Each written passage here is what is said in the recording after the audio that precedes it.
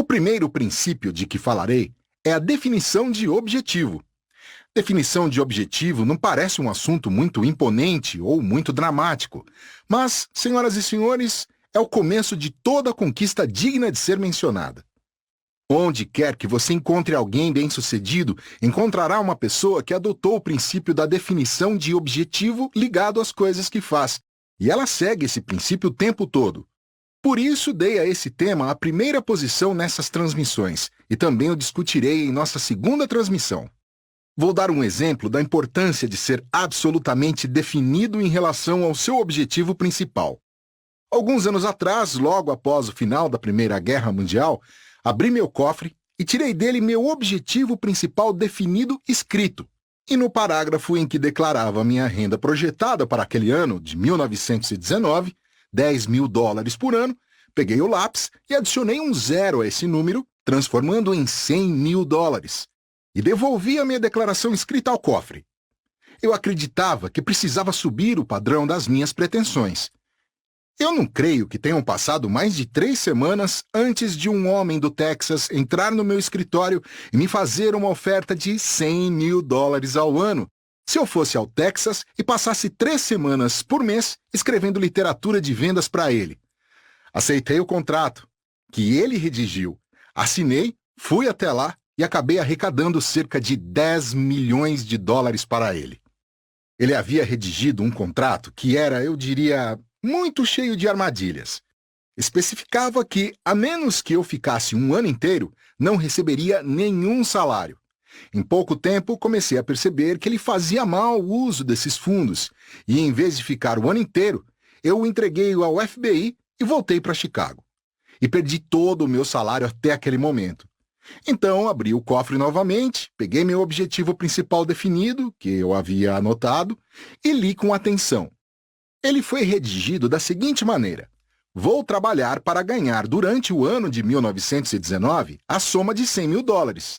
Quando li com atenção, percebi imediatamente o que estava errado nessa afirmação e compreendi. E me pergunto se você poderia me dizer qual é o erro antes de eu contar. Não há nenhuma dúvida de que eu trabalhei para ganhar os $100.000, porque dificilmente alguém não ficaria feliz em pagar $100.000 por serviços que aumentaram seu capital em $10 milhões. Eu trabalhei, tudo bem, mas não ganhei. Quero dizer agora por que não ganhei.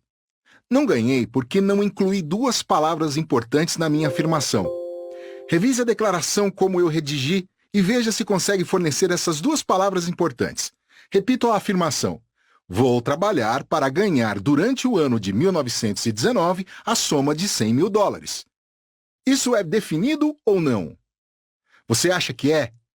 Parece definido, de certa forma, não é? Não. Faltavam 2 palavras. Eu deveria ter dito: vou trabalhar para ganhar e receber, durante o ano de 1919, a soma de $100.000.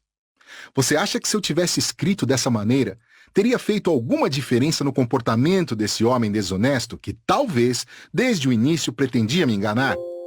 Você acha que teria feito alguma diferença quanto ao dinheiro que eu teria recebido? Eu digo que isso faria diferença, e quero explicar o porquê. Se eu tivesse enfatizado o receber esse dinheiro depois de trabalhar por ele, teria levado o contrato em que ele elaborou para o meu advogado. E nós teríamos examinado com muito cuidado. E meu advogado teria inserido um parágrafo que garantiria o recebimento mensal desse dinheiro à medida que eu ganhasse. Essa teria sido a diferença. A maioria das pessoas que assume contratos e diversos acordos de relacionamentos com outras pessoas o faz com tanta indefinição que raramente acontece o que um advogado chamaria de encontro de mentes. Uma pessoa entenderá uma coisa e a outra entenderá algo completamente diferente. Precisamos de contratos porque, infelizmente, algumas pessoas são trapaceiras e não merecem confiança, ou preferem o caminho mais fácil ao honrado. Seguir o caminho de menor resistência entorta todos os rios e alguns homens, e foi isso que aconteceu com esse homem do Texas. Quero dar outro exemplo da importância da definição de objetivo. Há 14 anos, Bill Robinson, de Paris, comprou uma cópia do meu livro Pense e Enriqueça. Ele leu e ficou impressionado, e enquanto lia, disse a si mesmo: Um dia desses, vou conhecer esse homem chamado Hill. Vou fazer com que ele venha a Paris, e ele vai dar uma palestra para o nosso povo. Agora, um dia desses, senhoras e senhores, não é definido. 14 anos se passaram. Ele estava deitado na cama, lendo um dos jornais de St. Louis, no qual viu um anúncio sobre um curso que eu daria em St. Louis. Dessa vez, ele fez outra declaração. Pulou da cama e disse: "Vou a St. Louis ver esse homem e vou trazê-lo aqui imediatamente." Essa foi uma abordagem definida. Ele foi até lá. E aqui estou eu. Ele poderia ter feito isso 14 anos atrás, se tivesse dito ao ler aquele livro: "Gosto dessa mensagem, gosto desse autor, vou trazê-lo aqui em um mês." Se ele tivesse determinado um tempo definido para suas intenções, pode ter certeza de que eu teria vindo há muito tempo. Definição de objetivo. Percebi que homens bem-sucedidos como Andrew Carnegie, Henry J. Kaiser, Henry Ford e Thomas Alva Edison se movem com definição de objetivo. Geralmente, qualquer grande líder, quando diz a um de seus subordinados para fazer alguma coisa, não só diz a ele o que fazer, mas quando fazer, onde fazer e por que fazer. E importante, ele diz como fazer e então, mais importante do que tudo isso, ele cuida para que o homem faça o que ele disse. Não aceita um não como resposta. É isso que constitui um grande líder. Um homem que sabe exatamente o que quer e consegue transmitir essas informações a pessoas que estão subordinadas a ele em termos que elas possam entender e que as impressionarão. Durante a guerra, o Sr. Kaiser esteve envolvido em uma grande variedade de trabalhos relacionados a ela, fabricando itens militares de que o governo precisava muito.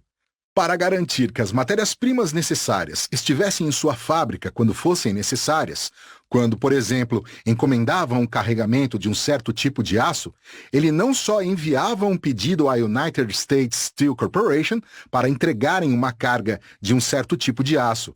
Ele determinava que queria o aço em sua fábrica em uma data específica e, em seguida, mandava um grupo de expedidores à usina para acompanhar a carga, com instruções para, caso algum ferroviário ousasse parar ou desviar o vagão por qualquer motivo, eles o impedissem e mantivessem o trem de carga em movimento ou nem voltassem, porque não teriam mais emprego. Isso também era bem definido. Por isso o Sr. Kaiser estabeleceu um recorde mundialmente famoso no ramo de construção de navios.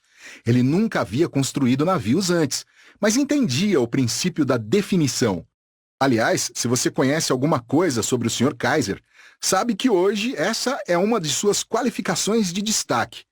Essa é uma das razões para ele ter sido um homem de sucesso. Ele sabia o que queria fazer, elaborou um plano para fazer o que queria, e foi muito definido sobre todos os seus planos. Esse o que, quando, onde, por que e como fazer é o que eu chamo de fórmula WWWH.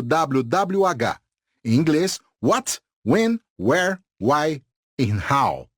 Não seria uma má ideia cada um de vocês na plateia ter um belo broche na lapela ou no vestido com uma WWWH. A maioria das pessoas que vir esse broche não saberá o que significa, mas você saberá. Ele manterá em sua mente que, quando você mandar uma pessoa fazer alguma coisa, deve ser definido na ordem.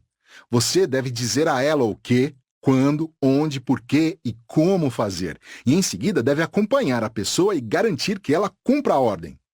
Vou falar agora sobre a diferença entre um homem bem-sucedido e outro que não tem sucesso. Você observa uma pessoa mal-sucedida e, geralmente, quando ela dá instruções ou expressa seus desejos, é de uma maneira muito descuidada, solta, indefinida, e os resultados que ela alcança têm essas mesmas características. Quando fui contratado por Andrew Carnegie, cerca de 44 anos atrás, para ser autor da primeira filosofia prática de conquistas individuais do mundo, fiquei na casa do Sr. Carnegie por 3 dias e noites. Ele me analisava com cuidado e eu não sabia que era analisado. Não sabia o objetivo daquilo. Descobri anos depois que o que ele queria descobrir sobre mim, mais que tudo, era se eu tinha essa qualidade de ser definido sobre as coisas que me comprometia a fazer. No final do 3º dia, ele me chamou em sua biblioteca e disse: Estamos conversando aqui há 3 dias sobre uma filosofia de que eu acho que o mundo precisa. Uma filosofia que acho que dará ao homem comum o conhecimento adquirido por homens de sucesso como eu, que obtiveram esse conhecimento durante a vida inteira de experiências pelo método da tentativa e erro. Quero uma filosofia em que termos simples dê ao homem comum a vantagem de tudo que foi aprendido por homens de sucesso. Quero fazer uma pergunta sobre isso. Então ele me fez essa pergunta. Ele disse: se eu contratar você para se tornar o autor desta filosofia, indicar os homens de destaque nesse país para colaborar com você, homens que são autoridades sobre o assunto sucesso, vai estar disposto a dedicar 20 anos da sua vida pesquisando, trabalhando paralelamente para o seu sustento, enquanto se dedica a isso, sem nenhum subsídio meu? Sim ou não? Acho que me agitei por alguns segundos. Para mim pareceu uma hora. Por fim, o Sr. Carnegie disse: bem, e começou a me fazer outra pergunta. Eu o interrompi. Sim, Sr. Carnegie. Não só aceito a incumbência, senhor, como afirmo que pode contar comigo para a sua conclusão. Ele disse: era isso que eu queria ouvir de você. E também disse: eu queria ver sua expressão e ouvir seu tom de voz quando respondesse. Ele tomou a decisão ali, naquele momento, de me dar uma incumbência que havia sido negada a outros homens, alguns deles professores universitários. Ele disse que quando fez a mesma pergunta a esses homens, o tempo de reação até a resposta variou de 3 horas a 3 anos, e alguns nunca responderam. Ele queria alguém capaz de ser definido, que pudesse decidir, tendo em mãos todos os fatos, se faria ou não alguma coisa. Quando lancei a Golden Rule Magazine no dia do armistício de 1918, não tinha capital para isso. Tinha estado a serviço do presidente dos Estados Unidos durante toda a guerra. A escola da qual eu era presidente e proprietário havia se desintegrado totalmente em consequência da guerra. Mas eu queria publicar uma Golden Rule Magazine. Tinha pensado nisso durante muitos anos. Acreditava que havia chegado a hora de o público receber uma revista desse tipo. Tudo o que precisava era de um pequeno detalhe: $100.000 para começar. Só isso. Se eu tivesse ido a um banco pedir um empréstimo de $100.000, provavelmente eles teriam apertado um botão secreto e alguns brutamontes teriam me agarrado e entregado à polícia, porque iam pensar que eu era maluco. Eu não poderia levantar um empréstimo de $100.000 de fontes privadas, porque o que tinha a oferecer como garantia era intangível. Então elaborei um plano para obter esse dinheiro, ou seu equivalente, e só levei 3 dias para ter a quantia em mãos. Antes de abordar o homem a quem pretendia dar o privilégio de me emprestar esses $100.000, sentei na frente da máquina de escrever e redigi o editorial que pretendia publicar na capa da revista, como se já tivesse o dinheiro. Encerrei o editorial dizendo: preciso de $100.000 pelo menos para iniciar essa revista. De onde vem o dinheiro eu não sei. Mas uma coisa eu sei: publicarei e distribuirei a Golden Rule Magazine esse ano. Isso foi muito definido. Levei o editorial a um gráfico muito rico, o Sr. George B. Williams, de Chicago. Deixei que ele me convidasse para almoçar no Athletic Club de Chicago. Permiti que gastasse $3,85 em um almoço que não comi, nem toquei. Enquanto isso eu conversava, contava a ele sobre essa revista. E quando pensei ter dito tudo o que ele precisava saber, peguei esse editorial e entreguei a ele. Quando leu a conclusão sobre eu não saber de onde viria o dinheiro, ele disse: gosto da sua ideia, gosto de você. Gosto de você há muito tempo e acho que é capaz de fazer esse trabalho. Trago o original, eu imprimo a revista, nós a colocamos nas bancas e a vendemos. E quando for vendida, eu recupero o meu dinheiro primeiro e, se sobrar alguma coisa, pode ficar para você. E foi assim, senhoras e senhores, que a Golden Rule Magazine foi lançada, alcançou uma circulação de mais de 500.000 exemplares nos primeiros 6 meses e apurou no primeiro ano um lucro líquido, cobertas todas as despesas, de $3.150. Mais tarde, quando eu escrevia editoriais para a revista de Bernard Macfadden, contei essa história e ele disse: Hill, conheço você há muito tempo e tenho um grande respeito por sua capacidade, mas tem alguma coisa errada nesses valores. Você não devia ser bom em matemática quando estava na escola. Porque sei que, para lançar uma revista nacional com alguma garantia de que vai conseguir mantê-la, precisa ter pelo menos US$ 1 milhão, e mesmo assim as chances de não recuperar nada desse dinheiro são de 50% mais ou menos. Bem, quase morri de susto quando descobri que tinha feito algo que era considerado impossível. Ainda bem que não sabia disso antes de começar. Muitas pessoas, senhoras e senhores, nunca se comprometem com o que gostariam de fazer por medo de não conseguir, ou esperam que todas as circunstâncias sejam perfeitas para começar.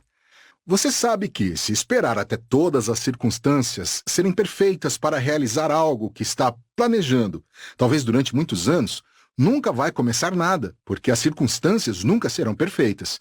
Se quer muito fazer alguma coisa, reúna todas as informações possíveis, providencie todo o equipamento disponível e comece a fazer o que pode nesse momento.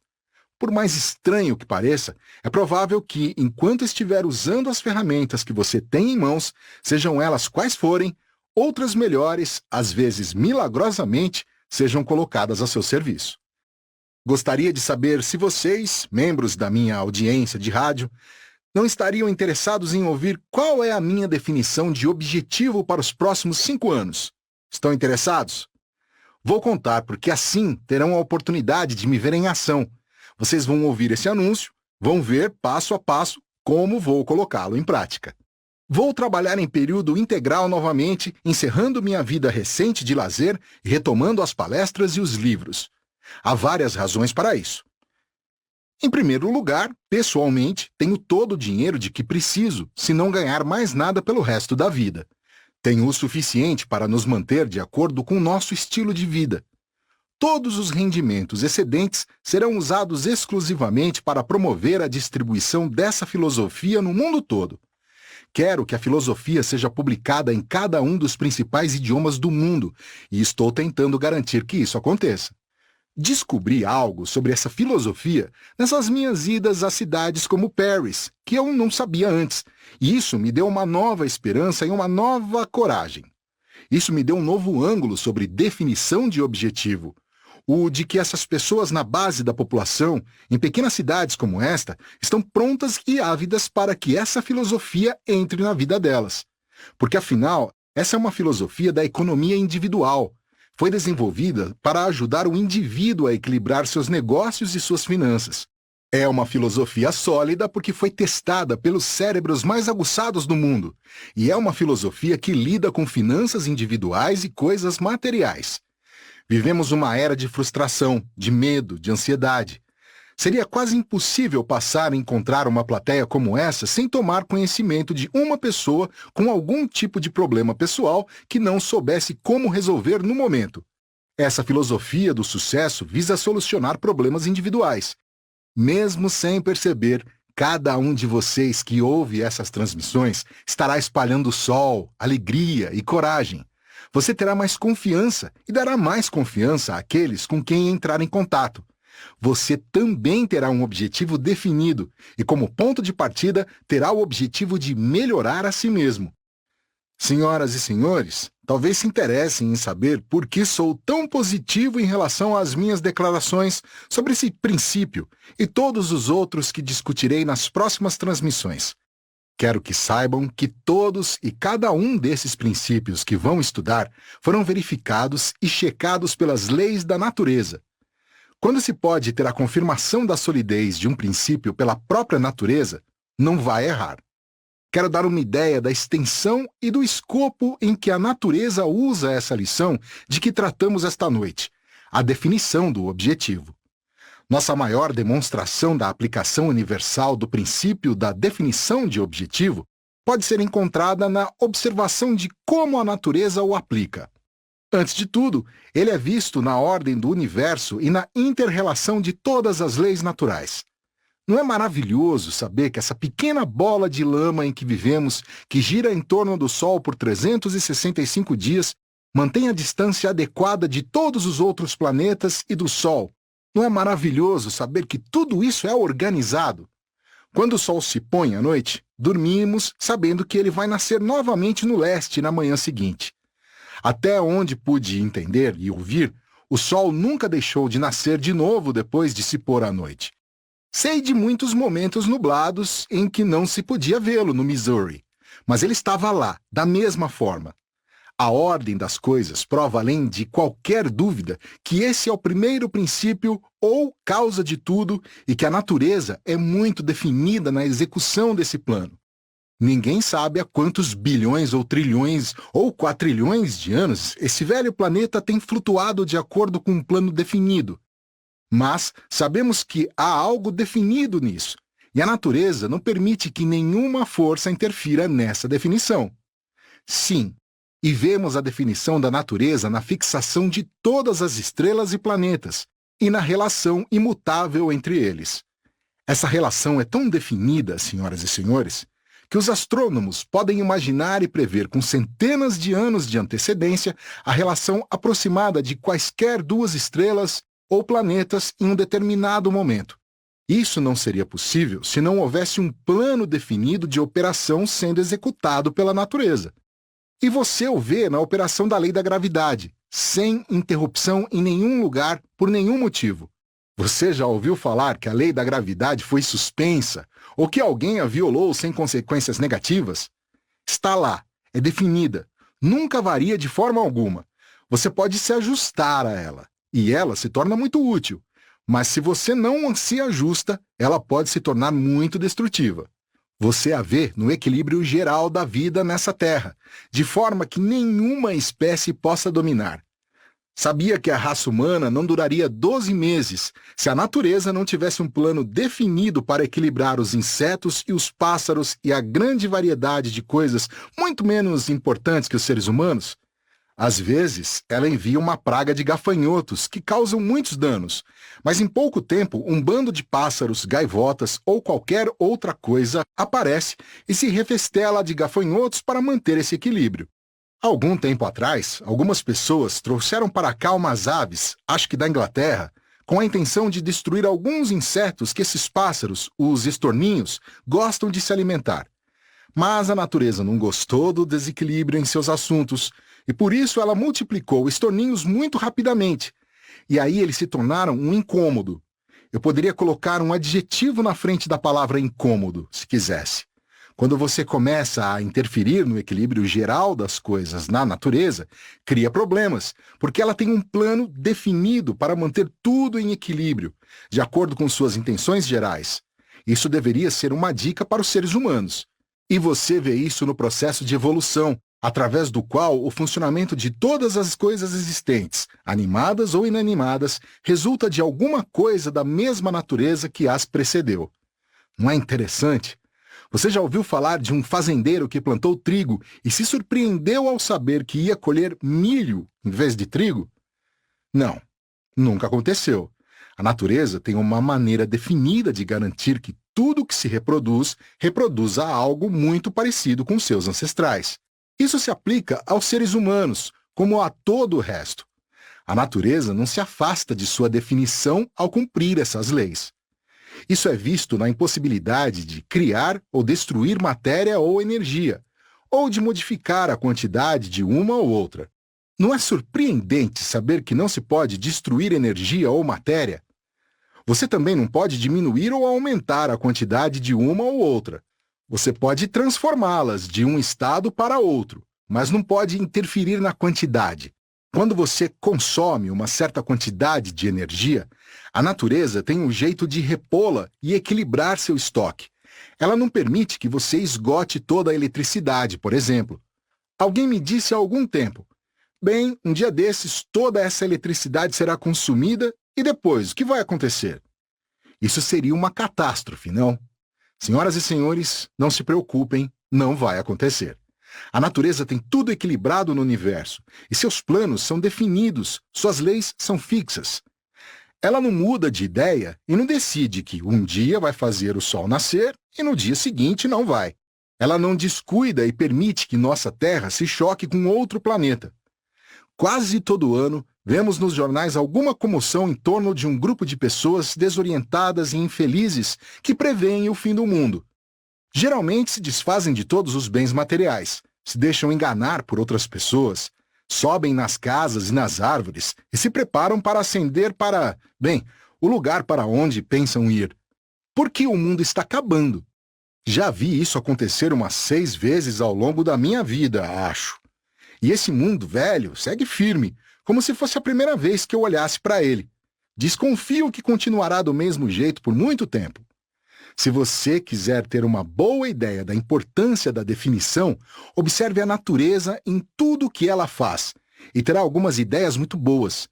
Você também deve observar o sistema profundamente genial da mente humana, que foi tão definitivamente ajeitado em seu projeto que todo indivíduo pode se lançar nas circunstâncias da vida que escolher.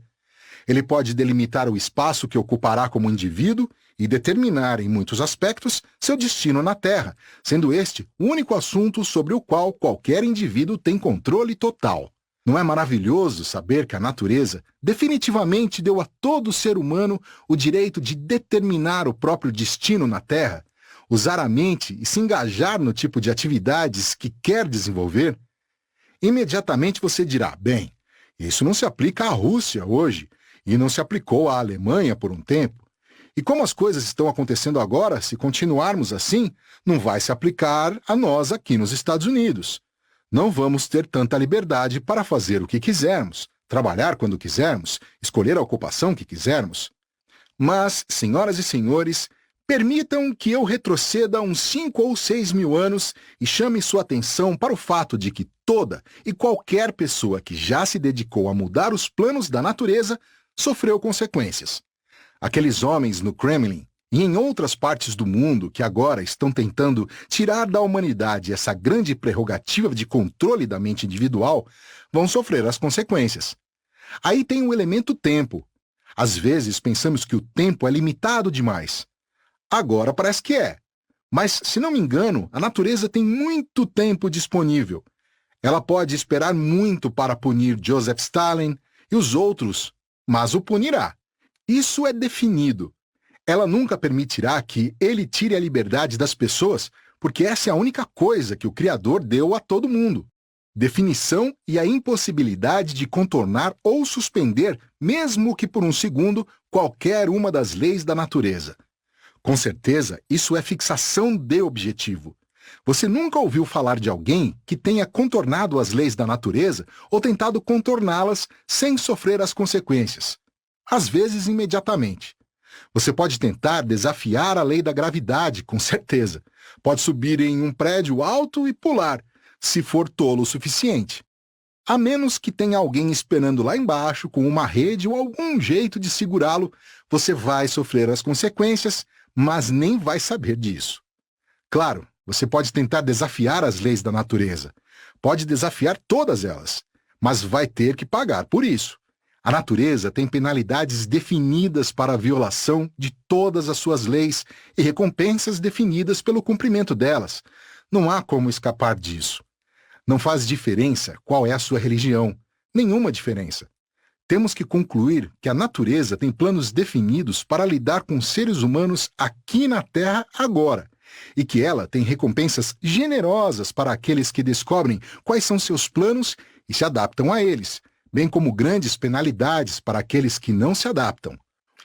Uma das responsabilidades e um dos privilégios dessa filosofia de sucesso que descobri é orientar as pessoas de maneira prática e compreensível sobre as coisas da natureza, as leis da natureza e os modos e meios de adaptar as ações do indivíduo a essas leis. Agora, senhoras e senhores, quero apresentar alguns fatores importantes relativos à aplicação da definição de objetivo. O primeiro é que o ponto de partida de todas as realizações individuais é a adoção de um objetivo definido, acompanhado de um plano definido para a sua realização, seguido de uma ação apropriada. Há 3 palavras-chave aqui para lembrar, se você não conseguir guardar tudo que eu disse. Deve haver um objetivo, deve haver um plano e deve haver uma ação. Objetivo, plano, ação. Não basta dizer, bem, um dia desses vou entrar no ramo da madeira. Um dia. Um dia desses nunca chega. Mas se você disser, a partir da semana que vem vou encomendar o material necessário e entrar no ramo de cortar e vender madeira em Paris, Missouri, e se tiver o capital disponível e começar a agir, isso é definido. O segundo fator é que todas as conquistas individuais são resultado de um motivo ou de uma combinação de motivos. Tudo o que você faz desde o momento em que toma consciência de si mesmo até morrer é resultado de um motivo.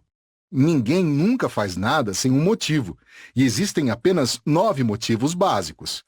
É importante lembrar sempre que esses 9 motivos básicos são o ABC do sucesso. Você nunca deve, em nenhuma circunstância, pedir ou esperar que alguém faça alguma coisa sem plantar na mente dessa pessoa um motivo ou uma combinação de motivos que justifique seu pedido. Eu jamais pediria a alguém para fazer alguma coisa sem antes sentir que plantei na mente dessa pessoa um motivo. E também justifiquei o pedido. Se você fizer isso, nunca vai dar errado. Aqui estão os 9 motivos básicos, cuja combinação é usada por todas as pessoas que realizam qualquer coisa. O primeiro é a emoção do amor.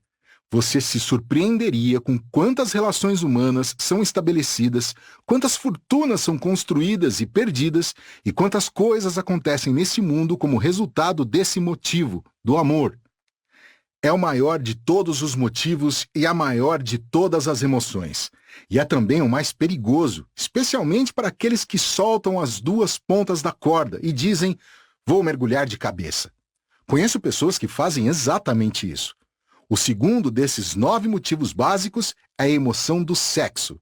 A grande força criativa empregada pela natureza para perpetuar as espécies de todos os seres vivos. Terceiro, o desejo de riqueza material. Essa é uma característica inata. É um dos motivos importantes que inspiram os homens a se dedicarem a grandes empreendimentos. Eu nunca ouvi falar de alguém que recusou uma oportunidade de ganhar dinheiro de maneira legítima. E às vezes, infelizmente, de outra maneira. O quarto desses 9 motivos básicos é o desejo de autopreservação. Esse é um motivo inato. Você faz coisas que às vezes parecem quase sobre-humanas em consequência da relação desse motivo da autopreservação.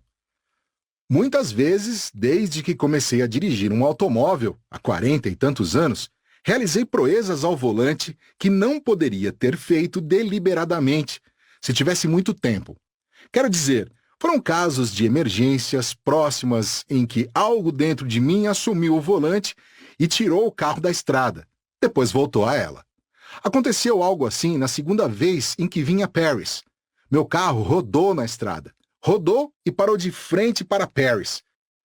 Acho que o carro queria que eu voltasse aqui e terminasse o trabalho. Lá estava eu a caminho daqui novamente. O desejo de autopreservação é um motivo enfático. O quinto motivo básico é o desejo de liberdade de corpo e mente.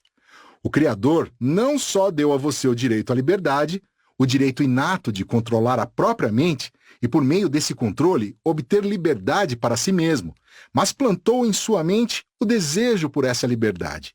Se tem algo que aqui na América nós valorizamos hoje acima de todas as coisas, isso é o privilégio de ser quem somos, dizer as coisas que queremos dizer, fazer as coisas que queremos fazer. Obviamente, nem sempre podemos dizer as coisas que gostaríamos de dizer, mas podemos chegar bem perto disso. Liberdade. Temos muita liberdade nos Estados Unidos, mais do que em qualquer outra nação do mundo. Este é um dos motivos para fazermos algumas das coisas que fazemos agora, a fim de proteger essa liberdade. O sexto motivo é o desejo de expressão e reconhecimento. Expressão e reconhecimento pessoal. Ainda não conheci ninguém que não quisesse fazer uma ou outra dessas 2 coisas. Primeiro, ser capaz de fazer um discurso. Sobre o quê? Qualquer coisa. E segundo, escrever um livro. Sobre o quê? Qualquer coisa. O desejo de expressão pessoal é um desejo inerente e um dos grandes motivos que levam homens e mulheres a se envolverem em empreendimentos de longo alcance. Talvez tenha sido o motivo do desejo de expressão pessoal que me levou a passar 20 anos de quase fome enquanto organizava essa filosofia e a preparava para o público. Acho que nenhum outro grande motivo poderia ter me mantido nesse trabalho que nem era lucrativo. O sétimo motivo principal é o desejo de perpetuar a vida após a morte. Esse também é um motivo inerente. Agora chego aos dois últimos motivos e ambos são negativos. O número 8 é o desejo de vingança. Você ficaria surpreso com a quantidade de energia gasta diariamente por pessoas que tentam se vingar de alguém por alguma queixa real ou imaginária. O desejo de vingança é uma coisa muito destrutiva. Pode causar dificuldades ou injustiça para os outros, mas certamente prejudica quem se dedica a ele. Existem muitas pessoas nesse mundo que não aprovo, algumas das quais não gosto particularmente. Mas se tivesse uma grande oportunidade de me dedicar a qualquer forma de vingança, eu a recusaria. Não por não existirem pessoas que mereçam. Talvez, mas porque não correria o risco de me prejudicar. Se você está vivendo da maneira correta, tem uma vida bem equilibrada, chega ao ponto em que não deseja se vingar de ninguém por nada. O nono e último motivo é o avô de todos. Senhoras e senhores, a emoção do medo. Você não será livre enquanto tiver medo de alguma coisa ou alguém. Tem que se libertar em sua própria mente. Se existe algo de que tem medo, descubra a razão desse medo e livre-se dele. Se pode fazer alguma coisa a respeito disso, faça. Se não, esqueça. Ou pelo menos ocupe sua cabeça com outras coisas. Ocupe-a tanto que não vai pensar no medo nem alimentá-lo.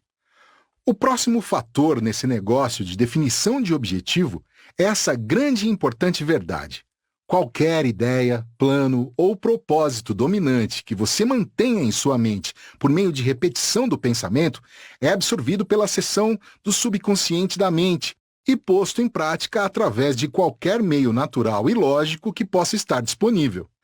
Eu não falei nada sobre meios sobrenaturais, não sei nada sobre trabalhar com meios sobrenaturais. Eu só sei trabalhar com as leis naturais.